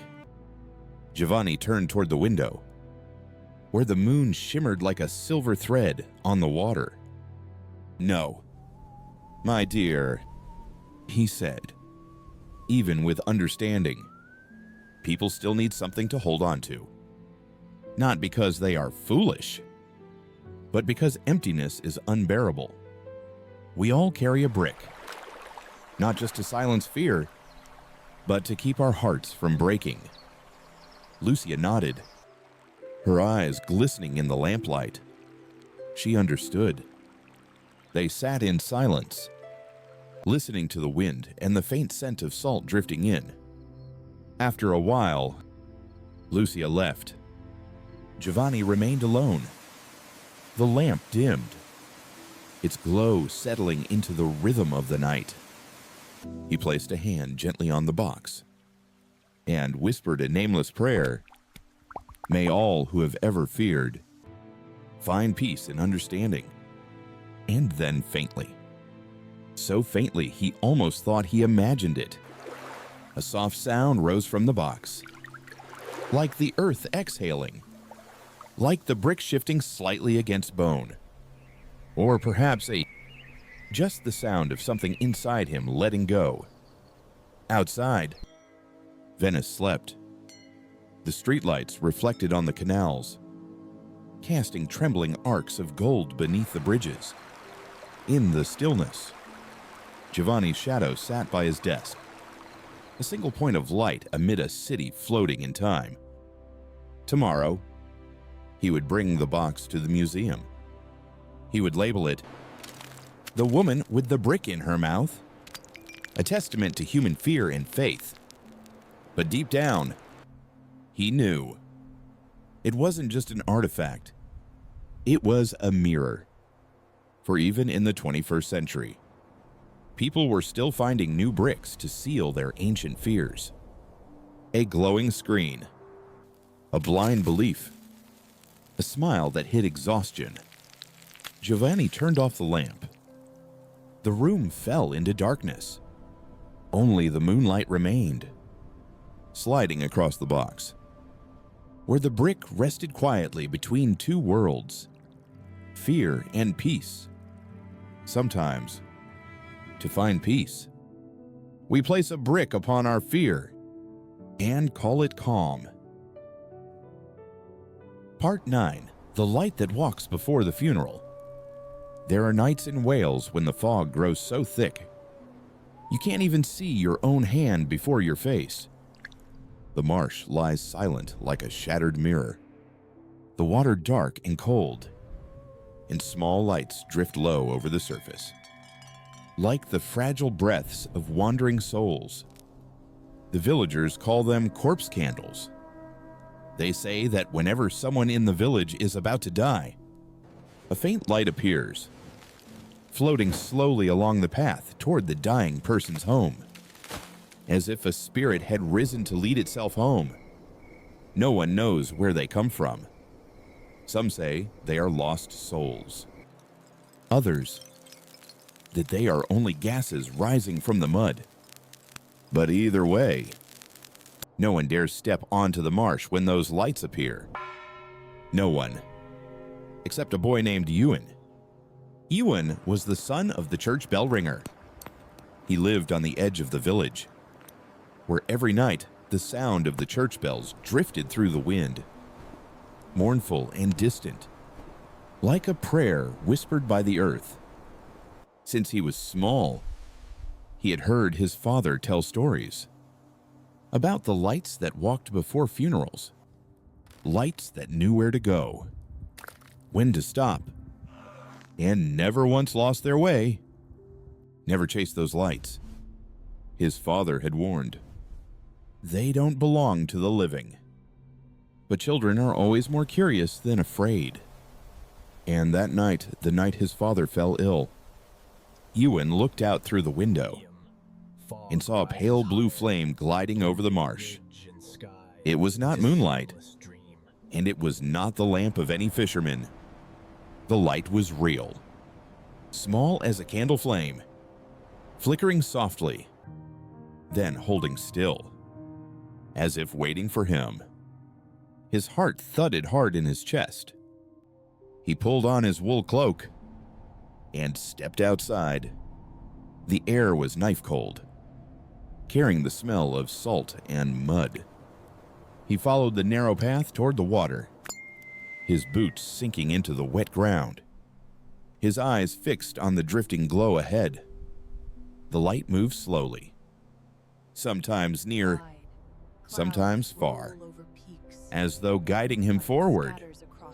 He pushed through the reeds, and the marsh opened wide before him, a silent world of mist and breathing wind. Frogs croaked somewhere far away. A lone bird called once and fell quiet. Ewan stopped, listening to his own breath echo in the stillness.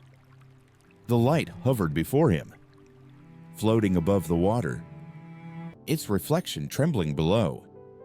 Two candles mirroring one another.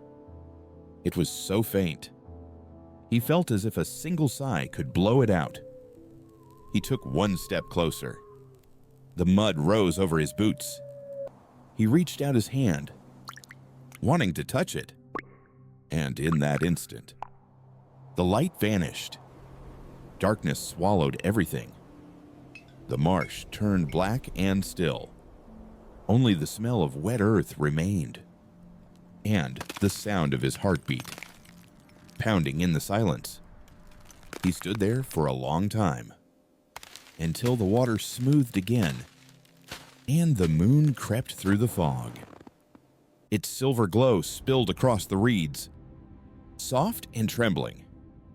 When Ewan looked down, he saw his reflection, pale, frightened, but alive. He turned back toward the village, his steps heavy in the mud. Behind him, the marsh lay still, as if nothing had ever happened. When he reached the lane near his home, the church bell began to toll, low, slow. heavy as mist. He stopped walking. His chest tightened. He didn't need anyone to tell him. He knew. The light had not appeared without reason. That night, he sat alone by the doorway, staring out across the marsh wrapped in fog. No more lights appeared, only the scent of mud and the faint lap of water against the bank. He leaned his head against the wall, listening to the steady thud of his heart, and whispered, almost too softly to hear, "Perhaps those lights are only the breath of the earth." But the old ones believed they were a goodbye. The morning broke quietly over the marsh. Fog rolled through the village like breath, and the church bell still echoed faintly. Slow, deep, heavy as the heart of the land. Everyone already knew. The old bell ringer had passed away. Someone said they'd seen a pale blue light drifting across the marsh the night before, flickering like the last breath of a soul. Ewan said nothing. He sat beside his father's bed, watching the thin morning light spill through the window. On the table, the oil lamp still burned, its flame trembling softly, as though unwilling to let go. He did not cry. He simply placed his hand on his father's. Cold, yet peaceful. Outside, the faint lapping of water against the old pier echoed through the still air. And within him, a quiet calm began to spread, like the silence after the marsh light disappears, leaving only the smell of earth and the beat of a heart. By afternoon, the village gathered for the funeral. They walked in a solemn line along the cobbled road, crossing the narrow bridge that led to the hillside cemetery. The wind carried the scent of salt and soil, mingled with the faint smoke of candles burning before the Virgin's statue. An old woman with hair white as fog walked up beside Ewan and whispered, "I saw the light last night. It floated before your house, then went out in the marsh. Do not fear, child. When such a light appears, it means the soul has found its way." Ewan looked up at her, his eyes damp but not with grief. He nodded slowly, because deep inside, he already believed it. That night, the fog returned, thick and cold, swirling through the reeds like quiet ghosts. Ewan went out again, carrying his father's small oil lamp. He set it down by the edge of the marsh, the same place where he had seen the light. The flame trembled in the damp air, its golden glow blending with the silvery mist. He sat beside it, listening to the sounds around him, the hush of water, the whisper of wind, the steady beat of his own heart, all merging into one slow rhythm. And then, through the veil of fog, he saw it again. The faint, distant shimmer of blue drifting far across the marsh. Gentle, silent, like a final farewell. He didn't move this time, didn't run.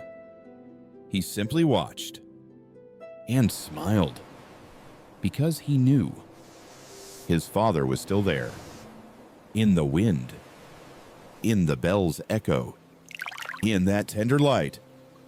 The next morning, Ewan lit a new candle at the small altar in the church. The flame flickered against the stained glass, and in its glow, he thought he saw his father's face, calm, kind. Smiling softly, his father's words returned to him. "You know, son, the light doesn't only guide the dead, it guides those who remain. When you see it, don't be afraid. It's the world's way of saying, you are not alone.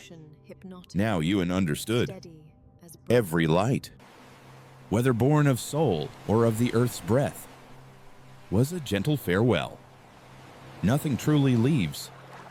Everything only changes its form, from man to wind, from voice to water, from breath to a drifting light upon the marsh. Night fell once more. Ewan lay listening to the soft patter of rain on the roof and felt as though someone was quietly knocking inside his heart. There was no fear anymore, only warmth and peace, like a small candle flickering in the wind, fragile, yet never extinguished. He whispered into the darkness, his voice barely a breath. If that light was your goodbye, I've received it, and I'll keep it, as the lantern that walks before every night I must face. Perhaps those lights are only the breath of the earth. But the old ones believed they were a farewell. Part 10, The Gatekeeper of the Monastery. The monastery stood among the misty hills of northern England, a place where time itself seemed to have forgotten to move. Its stone walls were draped in moss, arches swallowed by fog, and a long, narrow corridor carried the whisper of centuries past. They said that at night, you could still hear the bell of another age. No one knew who rang it, only that its sound rose whenever a restless soul needed to find its way home. In that monastery lived an old monk, the one everyone called the gatekeeper. He did not preach. He did not teach. He swept the halls, tended the candles, and from time to time, paused before an old iron chain hanging on the wall. The chain had been there for centuries, its links rusted and worn, a relic from the days when people still believed attainment could be measured by pain. In those times, monks who had sinned would kneel beneath the chain, wrap it across their shoulders, and pray in silence. No one forced them. It was simply their way of finding peace. Now, no one used it anymore, but the old monk kept it clean, polished away the dust each morning, and sometimes would just rest his palm against its cold metal, not to remember suffering, but to remember stillness. That evening, the monastery lay beneath a quiet rain. The bell tolled from the distant tower, its sound falling into the damp air, echoing through the corridors like a sigh.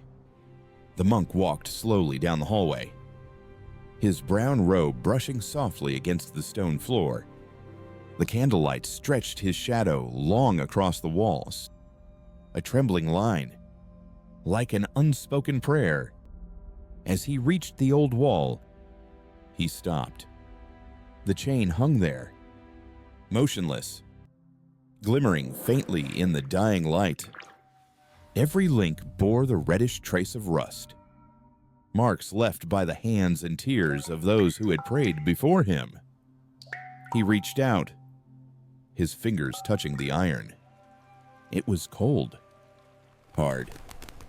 Yet in that coldness, there was something strangely tender, like touching a memory, something that once hurt, but now only brought calm. The bell rang again, soft, distant. No one in the monastery knew from where it sounded, but each time it did, the old monk would smile faintly, as if he alone understood. He closed his eyes, listening as the sound drifted through the arches, fell upon the stone floor, and blended with his own slow breathing. A faint wisp of incense wafted from the small chapel at the end of the hall. Its scent was gentle, not heavy, just enough to remind him that silence could have a fragrance too. He stood there still, hand upon the chain, eyes closed. The world around him seemed to fade.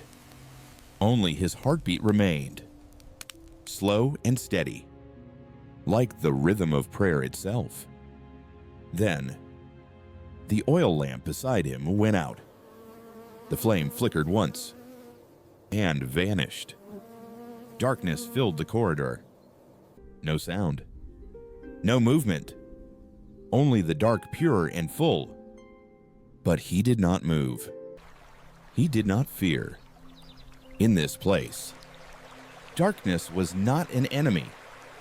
It was a kind of prayer, not made of words, but of stillness, a silence that held the whole world steady. And in that silence, the monk whispered softly, to himself, or perhaps to the unseen spirits lingering near, "Not every chain is made to bind. Some are made to keep peace from wandering away." He bowed his head, his hand still resting on the iron link, a faint smile at the corner of his lips. Outside, the rain kept falling, soft, patient, and somewhere in the mist, the bell rang once more, as though answering him from another world. The rain had not stopped by morning. Drops fell steadily from the roof of the old monastery, drumming softly against the stone courtyard, a rhythm as ancient as the walls themselves, as though time were still ticking in the language of rain. The monastery woke to the scent of incense and the rustle of birds. Young monks swept the leaves, lit candles, and prepared their humble breakfast in silence. At the end of the long corridor, where pale light from the morning crept through narrow windows, sat the old gatekeeper. Before him lay a small leather-bound book, its pages yellowed and edges curled with age. It was his ledger, a record of names, of travelers who had come and gone through the monastery doors. No one ever asked to read it. Perhaps no one understood why he kept it. But for him, each name was more than a mark of passage. It was a quiet prayer, left behind like a breath within the stone. He had once been a wanderer. Before wearing the brown robe, he had walked across distant villages, abandoned battlefields, and roadside inns where strangers met only for a night and vanished by morning. He had seen countless faces, heard many voices, and learned one truth. Every person carries within them a chain unseen. Some are bound by fear, some by memory, some by love, and some, like him, by loneliness. In his youth, he had arrived at the monastery on a stormy night, seeking only shelter until morning. But he never left. He said there was something in that place that made him stay. The bell. Not because it was loud, but because it was silent between its echoes. In that quiet between the tolls, he heard something he had sought his whole life: peace. So he stayed. He swept leaves. He tended the door. And he grew old beside the walls of stone and the iron chain that hung upon them.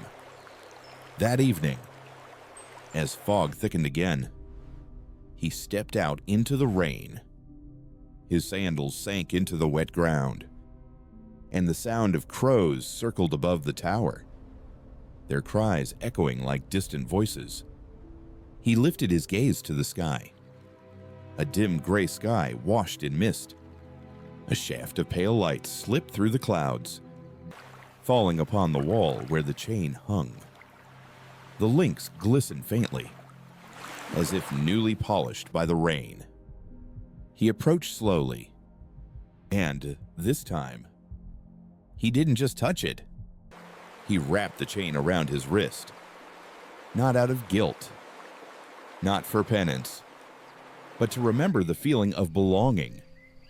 The metal was cold, but the weight was comforting, as though in a world that moved too fast, only old things still knew how to hold people in place.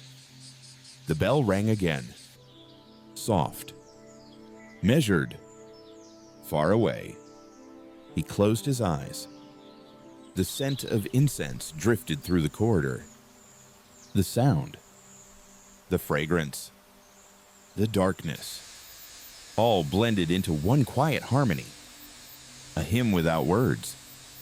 He bowed his head and murmured a familiar prayer. May those who are lost find rest. May those who suffer learn to forgive. And may I find peace. When he opened his eyes, night had come. Candles flickered in the long hallway, their flames quivering like drops of light flowing backward.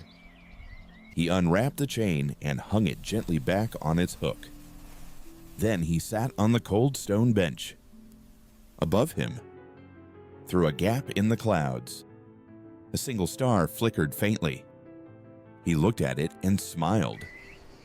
Perhaps, he thought, like this chain, the star was not meant to bind anything, only to keep the night from falling apart. The final bell of the day tolled. The young monks had long since gone to sleep. The monastery sank into silence. Only the gatekeeper remained, hands folded, smiling in the dark. No one could see him now, but his eyes shone faintly in the candle's last light. Calm, gentle, and perhaps freer than anyone who had ever passed through his door. Not every chain is made to bind. Some are born to keep the world at peace. And so, the night of legends drifts to its end. We have walked through the madness of Strasbourg, through the brick sealed in a dead woman's mouth in Venice, through the fire beneath Iceland's earth, and the bell that tolled in a lonely monastery in England. All these stories, strange, sorrowful, and tender as smoke, share one truth. They have found their rest. The ghosts, the fears, the miracles, they no longer haunt. They only warm the air around us, like a candle still burning quietly in the dark. Listen. The rain outside is still falling. Slow, rhythmic, like the heartbeat of time itself.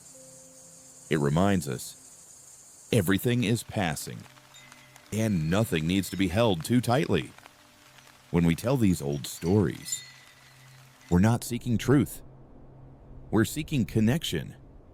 Because across all centuries, we still fear, we still love, we still long to understand and to find peace. Perhaps that's why you're here now, listening to a voice from another age. In a world that refuses to sleep, you don't need to remember the facts. You don't need to make sense of it all. Just listen and let the sound make you feel safe. Night is the hour when the world finally softens, when even the strongest hearts allow themselves to rest. Maybe you've had a long day, tired from work, from words left unsaid, from old memories, or simply from being human. It's all right. You don't have to fix anything tonight. Let everything drift away, like the rain beyond your window, leaving behind only warmth and silence. Take a deep breath and exhale slowly. Feel your body grow lighter, as if you were lying in a field of fog, and the whole world has quieted just to let you sleep. These legends we've wandered through aren't just stories from the past. They are maps of emotion, traces of how humanity has always faced fear, and loss. Sometimes people danced not from joy, but to escape their terror. Sometimes they placed bricks in the mouths of the dead, just to calm the living. Sometimes they bound their wrists with chains, not out of guilt, but to remember that peace must also be held. And sometimes, like you now, listening gently in the dark is enough to remind the soul how to rest. Now, close your eyes. Your breathing slows. The world fades. Only the faint light of old candles remains. You don't have to repair, to understand, or to strive. You only need to allow yourself to rest. Tonight, the universe is holding you softly. No one is asking you to be strong. No one is waiting for you to do more. Everything is still. Everything is safe. Imagine you're lying within an ancient monastery, beside the wall where the chain sleeps. Far away, a bell rings through the rain, and a quiet voice whispers, "You are peaceful now." Every story, every memory is just a raindrop on the roof, falling, fading, becoming scent and silence. What remains is only you, your breath, and the sleep that's almost here. If your heart feels a little softer now, leave a small dot in the comments so I'll know you're still here, still listening, still finding your way back to peace. This is History Fall Asleep, where we lull you to sleep with history, where every story is not just to be heard, but to be felt and to rest with. Because sometimes we don't need to understand life. We just need to fall asleep inside it. Good night. You're safe now.